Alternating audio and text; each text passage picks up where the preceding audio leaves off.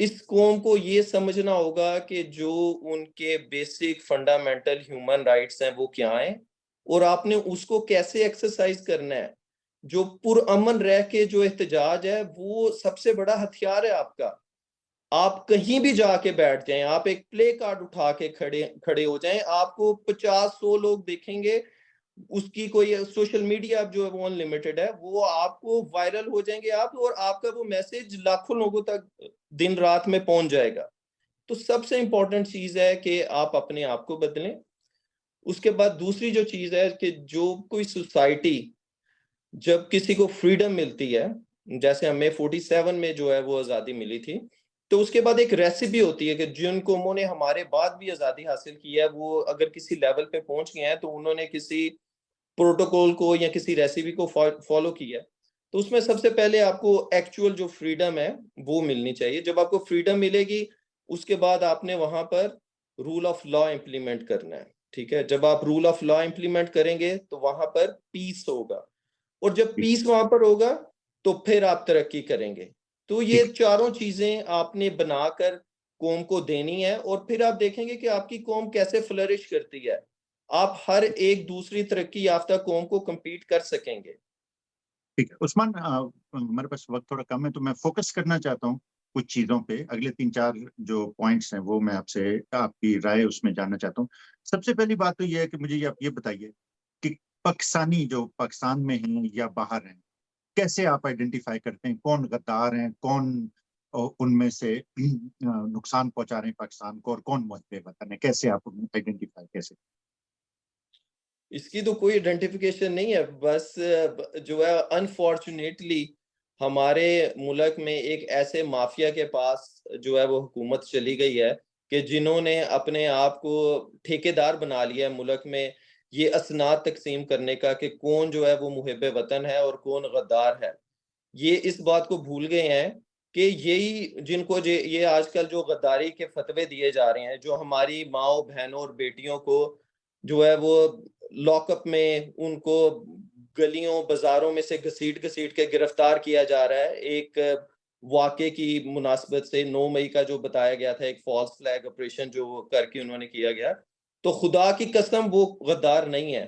ہماری مائیں بہنیں بیٹیاں یہ وہ ہیں جنہوں نے اس قوم کو جو ہے ایک راہ پہ ڈالنا ہے، ایک ترقی کی راہ پہ. کیونکہ اگر مائیں جو ہے وہ اس قوم کی جو ہے وہ تعلیم یافتہ ہوں گی اور ان کو آپ ان کے کانسٹیٹیوشنل رائٹ دیں گے، تو وہ وہی چیزیں اپنے بچوں میں جو ہے وہ انسٹال کریں گی، اور اسی طرح جو ہے وہ آگے وہ اس قوم کی ترقی ہوتی ہے. اب اس قوم کے جو ینگ لوگ جو کہ اس ایریا سے صرف گزر بھی رہے تھے، کوئی جوان تھے کوئی بوڑھے تھے، ان سب کو دہشت گرد اور غدار بنا کر آپ نے جیلوں میں ڈالا ہوا ہے. آلموسٹ 3 مہینے ہونے والے ہیں. تو کون حساب دے گا؟ یہ دنیا جو ہے یہ ایک بہت ٹیمپریری سی جگہ ہے آپ کے پاس، اس کے بعد ایک لمبی زندگی آگے. آپ یہ سوچیں کہ آپ نے آگے جا کے خدا کے سامنے پیش ہونا ہے، تو آپ کس طرح سے اپنے ان جو ظلم و جبر اور فسطائیت ہے اس کا جواب آپ کیسے دیں گے؟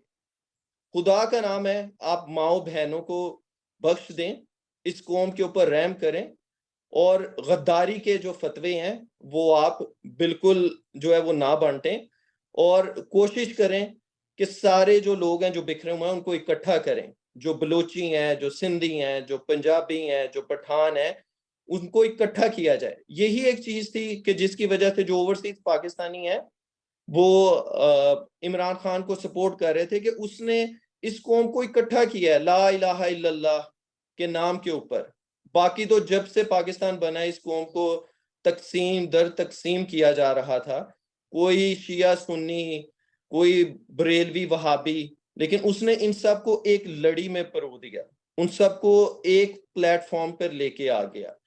اگر آپ کوئی اور لیڈر لے کے آ جائیں گے کہ جو اس قوم کو اکٹھا کرنے کی صلاحیت رکھتا ہے، تو یہ قوم اس کو بھی اسی طرح سپورٹ کرے گی. کیونکہ اصل جو مقصد ہے وہ پاکستان کو مستحکم کرنا ہے، پاکستان کو ترقی کی راہ پر گامزن کرنا ہے. قیام پاکستان جب آیا 1947 میں، تو وہ کیسے آیا تھا؟ یہ جو غداری کے فتوے لگا رہے ہیں، انہوں نے جنگ لڑ کے جیتا تھا وہ پاکستان؟ آپ بتائیں، کسی نے کوئی جنگ نہیں لڑی تھی. وہ قائد ایک اعظم پہ سیاسی اور ان کے ساتھیوں پہ سب پہ غداری کے لگے تھے لیبل. تو وہ ایک سیاسی پروسیس کے ذریعے سے پاکستان، اور ایک جو قربانیاں تھیں ہمارے آباء و اجداد کی، ہمارے پیرنٹس کی، جب انہوں نے مائیگریشن کی تو خون کی ندیاں وہاں پر بہیں، قتل و غارت ہوئی، اس پروسیس سے پاکستان بن کے وجود میں آیا۔ جب پاکستان بنا تو ہمیں کیا بتایا گیا کہ پاکستان ایک نازک سچویشن سے گزر رہا ہے، اور اس کی جو جیوگرافک سچویشن ہے وہ امپورٹنٹ نہیں ہے، تو اس لیے ہمیں طاقتور ادارے چاہیے۔ ان طاقتور اداروں کے لیے قوم کو قربانی دینی پڑے گی۔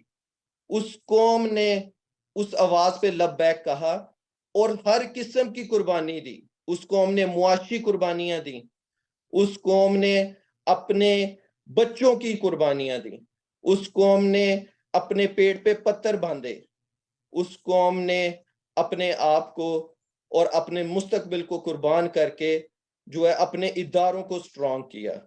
ان کو اپنے خون پسینے سے جو ہے وہ جو کمائی ہوئی دولت تھی وہ ان کو پرووائڈ کی تاکہ ایک آپ سٹرونگ سٹیٹ کے طور پر آ سکیں۔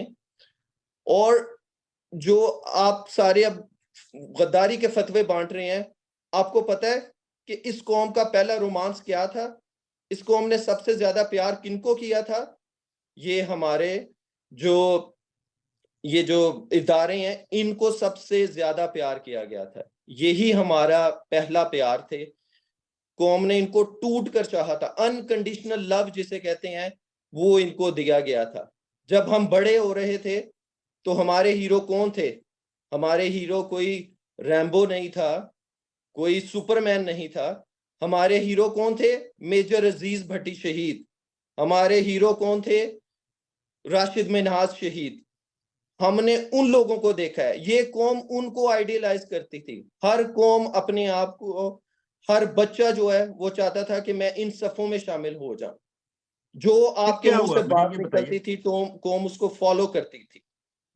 کیا ہوا؟ ڈرفٹ کہاں پہ آئی؟ کس جگہ پہ یہ احساس ہونا شروع ہوا کہ یہ ہم شاید ایک بہت ہی بھٹک گئے تھے، غلط راستے پہ تھے، یا جو کچھ ہم نے کیا وہ ایکچولی اس سے ہمیں کچھ ڈفرینٹ کرنا چاہیے تھا؟ کہاں پہ یہ ہوا؟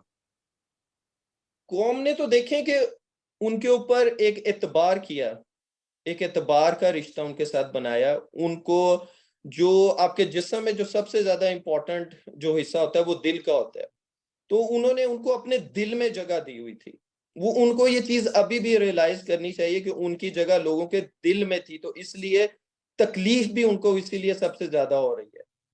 جو بچے بڑے ہو رہے تھے اس ٹائم، ان کو وہ جو ملی نغمے تھے وہ ان کی لوریاں تھیں جو ان کو سنا سنا کے بڑا کیا گیا۔ جو وہ ملی ڈرامے دکھائے جاتے تھے، لوگوں کا رو رو کے برا حال ہو جاتا تھا۔ جو 6 ستمبر کا دن منایا جاتا تھا، 23 مارچ کا دن منایا جاتا تھا، لوگوں کی ایموشنل اٹیچمنٹس تھی ان چیزوں کے ساتھ۔ لوگ ان کی گاڑیوں کو چومتے تھے، ان کے جہازوں کو دونوں ہاتھ اوپر کر کے سلام کرتے تھے۔ تو اس محبت کا صلہ آپ اس طرح نہ دیں کہ لوگوں کو آپ باغی کہہ دیں، لوگوں کو آپ غدار کہہ دیں۔ یہ جو پیار اور محبت ہے اس کی کچھ لاج رکھ لیں، اس کی تھوڑی سی جو ہے وہ لاج رکھ لیں، اور یہ دیکھیں کہ یہ بھی اسی طرح محب وطن ہے۔ میں یہ کہتا ہوں کہ سویلین لائفز آلسو میٹر۔ صرف آپ یہ دیکھیں کہ آپ ان کو بھی اس ترقی کے دھارے میں جو آپ کے سویلینز ہیں ان کو بھی شامل کریں۔ آپ جو سویلین سپرمیسی ہے جو ہمارا کانسٹیٹیوشن ہمیں کہتا ہے، اور جو فاؤنڈر آف پاکستان قائد اعظم محمد علی جناح کا ویژن تھا، آپ اس کو اس کے مطابق چلائیں۔ آپ خدا کے لیے تھوڑی سی انٹرسپیکشن کریں اپنی، اور ایک سٹیپ پیچھے ہو کر جو ملک کے اور جو اس قوم کے جو رہنمائیں سویلین ہے جیسے بھی ہیں، آپ ان کو تھوڑی سی امپاورمنٹ دیں۔ آپ free, fair and transparent election کروائیں، اور جو حقدار ہیں ان کو آپ یہ جو امانت ہے جو اللہ تعالیٰ کی حاکمیت کی طرف سے دی گئی ہے وہ سونپیں۔ یہ قوم پھر آپ کو اسی طرح سے پیار کرے گی۔ زبردستی سے، ڈھونس سے اور جبر سے وہ پیار واپس نہیں آ سکتا۔ ابھی بھی آپ کے پاس ٹائم ہے۔